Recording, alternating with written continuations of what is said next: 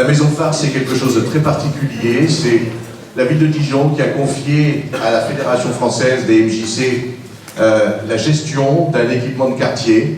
Le fil rouge qui a été retenu pour cette journée, ce sont les habitants. Ce sont les habitants et on les retrouvera à tous les niveaux de ces réflexions thématiques dans les différents ateliers. Et c'est bien ça qui nous anime.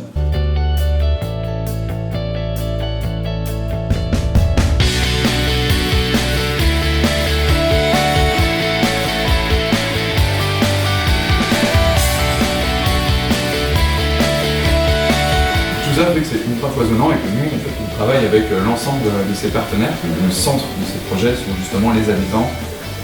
C'est pour ça que le discours joue énormément en fait, sur ces jeunes, sur ces profils-là.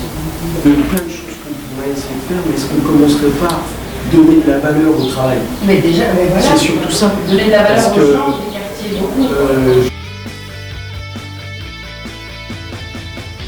Les aspects liés à la sécurisation des quartiers, que ce soit les haies qui sont pas bien.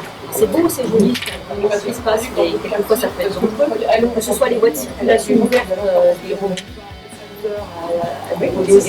cette réflexion-là, effectivement, doit venir avec les habitants et avec les chefs de projet.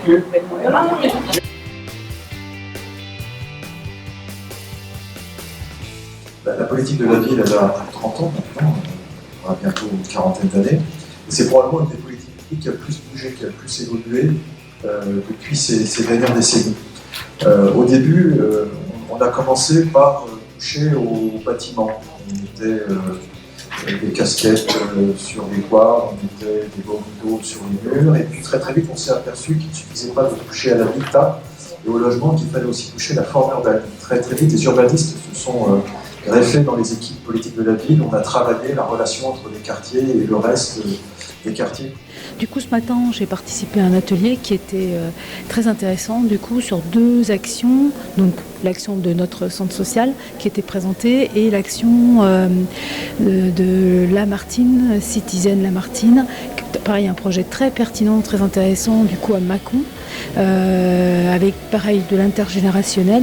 Je trouve très intéressant dans cet atelier, c'est que, en fait, nos projets sont certes différents, mais ils se rejoignent sur plusieurs domaines qui sont le lien social, la cohésion sociale, l'intergénérationnel, le respect entre les générations.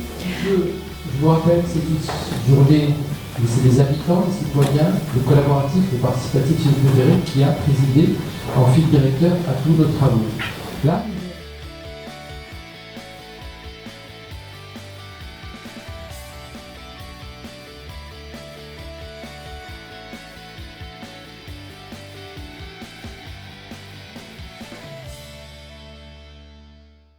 moi, je serais assez favorable, comme par exemple à Grenoble, à ce qu'une partie du budget d'investissement de la ville soit confiée aux habitants. Et d'ailleurs, je pense que voilà, c'est ce que je souhaite à l'avenir mettre en œuvre à Chenot. Moi, je veux bien qu'il y ait des problèmes en zone rurale, ainsi de suite. Il y en a certainement, ça existe. Mais la concentration des problèmes dans les quartiers politiques de la ville, c'est une réalité, c'est pas la stigmatisation.